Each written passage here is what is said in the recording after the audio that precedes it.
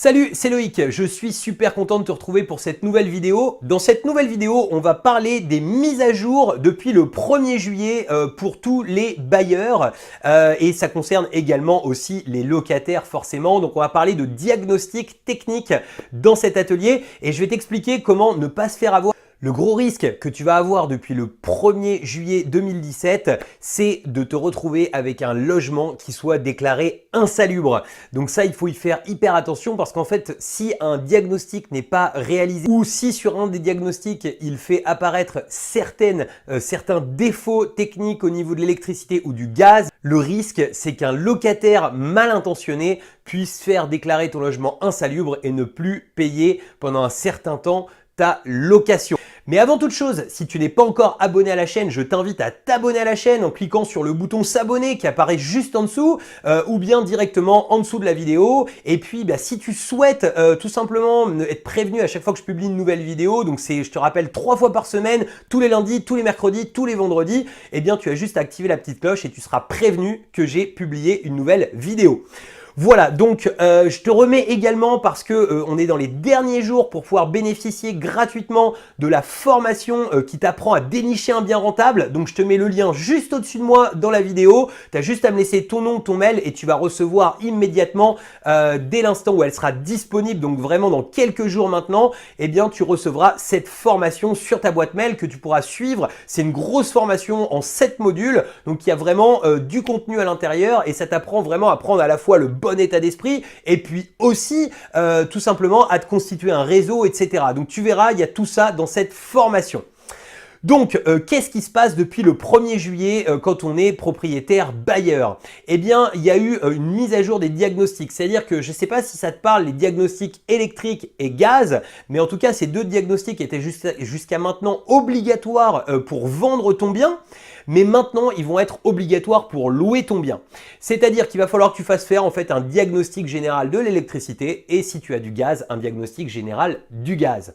Alors, on va commencer par parler de celui du gaz. Ensuite, on parlera de celui de l'électricité. Je te donnerai 2-3 trucs et astuces autour de ces diagnostics. Mais par contre, à la fin de la vidéo, eh bien, je t'expliquerai un petit peu comment ça se passe si tu as déjà des locataires en place et puis aussi comment ça se passe avec tes nouveaux locataires, comment il faut faire pour se prémunir de se retrouver avec aussi un logement qui soit déclaré tout simplement insalubre. Donc, d'abord le diagnostic gaz. Alors le diagnostic gaz, c'est vrai que de toute façon, on rigole pas avec ça parce que ça va traiter des fuites de gaz essentiellement. Donc avec ça, il n'y a pas de trucs et astuces pour passer au-delà du diagnostic gaz. Il faut mettre les choses aux normes. De toute façon, je dirais que à part le fait de nous faire payer pour moi un nouvel impôt, même si c'est pas un impôt en soi, c'est un diagnostiqueur qu'on va rémunérer. Donc même si c'est le fait de nous faire payer un nouveau diagnostic, eh bien ce diagnostic gaz, s'il y a des anomalies, surtout, il faut les faire régler. Ça, il n'y a pas de, on passe pas à travers, on les fait régler. Les diagnostics sont valables pendant une durée de 6 ans, c'est-à-dire que si tu as signé un bail avant le 1er juillet 2017, il n'y a pas besoin de faire ces diagnostics. Tu le feras uniquement au renouvellement du bail ou au changement de locataire. Et à l'inverse, si tu as fait signer un bail après le 1er juillet 2017, eh bien là, il faut impérativement avoir les diagnostics techniques. Il y a une petite exception pour tous les logements qui ont obtenu un permis de construire après le 1er janvier 1975. Eh bien, ceux-ci, ils seront considérés comme ayant cette obligation de diagnostic électrique et gaz seulement à partir du 1er janvier 2018. À partir du 1er janvier 2018, la règle sera la même pour tous les logements.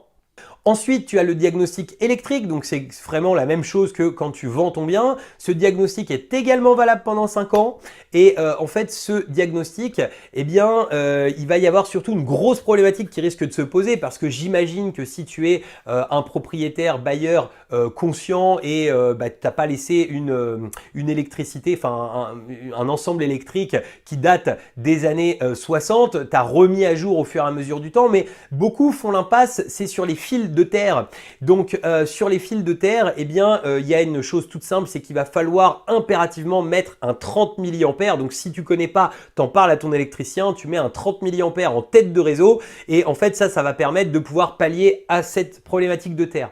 Ensuite, les problématiques qu'on va retrouver souvent, ce sont tout simplement les douilles apparentes. Là, tu vois, tu as les diagnostics, enfin, tu as les douilles qui sont apparentes. Eh bien, ça, il faut tout simplement, pour éviter un problème, c'est mettre un plafonnier. C'est-à-dire que tu mets même un lustre, tu mets n'importe quoi, mais il ne faut pas que tes fils soient apparents. Et tout simplement par ça, eh bien, tu n'auras pas de problème là-dessus sur ton diagnostic.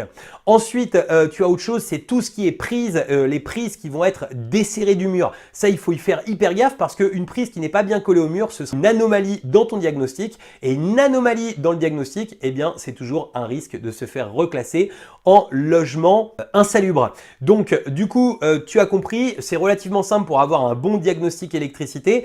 La première chose, donc surtout, chaque plafonnier doit avoir soit les normes techniques d'aujourd'hui ou bien si tu ne les as pas, eh bien tu y mets un lustre, un plafonnier, quelque chose, mais en tout cas les fils ne doivent pas être apparents. Les prises doivent toutes être serrées au mur de façon à ce que quand le diagnostiqueur passe, il ne se retrouve pas avec des prises qui soient desserrées du mur. Et si tu n'as pas de terre, eh bien je t'invite à faire installer dès maintenant un 30 mA, à faire changer le tableau électrique de ton installation. Et malheureusement, si tu as vraiment laissé une installation des années 60 toute pourrie, eh bien là, tu n'auras pas le choix. Si tu veux pas te faire reclasser comme logement vétuste, eh bien tu seras obligé de refaire ton installation électrique. En même temps, je pense qu'en 2017, avoir encore des installations qui ont quasiment maintenant 50 ans, ça devient quand même problématique et il faut surtout pas laisser ce genre d'installation en place.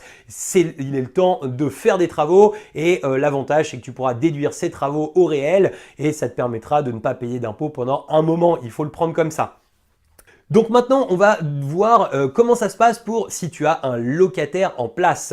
Eh bien, si tu as un locataire déjà en place, je te rassure, tu n'as pas besoin de faire de diagnostic immédiatement, de faire diagnostiquer le bien. Tu vas pouvoir en fait tout simplement attendre soit que le bail arrive au bout, mais alors en cas de renouvellement de bail, il faudra impérativement en fait faire faire les diagnostics de façon à ce qu'ils soient valides. Donc le moment où on fait ça, changement de locataire ou bien renouvellement de bail. Mais si tu as un locataire en place, il n'y a pas d'imposition de réaliser ça tant qu'il n'y a pas de renouvellement du bail. Donc comme la date est le 1er juillet, si ton bail s'est renouvelé avant le 1er juillet, aucun souci. Si tu as signé le bail avant le 1er juillet, aucun souci.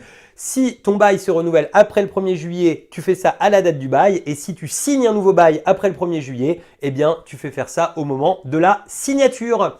N'hésite pas à me mettre dans les commentaires si tu as des questions autour de tout ça parce que j'ai été plutôt, je vais dire, concis au niveau de cette vidéo. Mais par contre, bien, je t'invite à me mettre un petit pouce bleu si tu as aimé la vidéo, à me mettre un pouce rouge si tu as détesté la vidéo et à la partager à tes amis qui éventuellement font de la location de façon à ce qu'ils ne se retrouvent pas en galère au moment où un nouveau locataire rentrera dans leur bien. Voilà, donc je te remets comme d'hab dans l'écran de fin les conseils immobiliers d'un côté, le guide de l'investissement immobilier de l'autre côté. Je te laisse télécharger tout ça et je te dis à très bientôt pour une nouvelle vidéo. Ciao!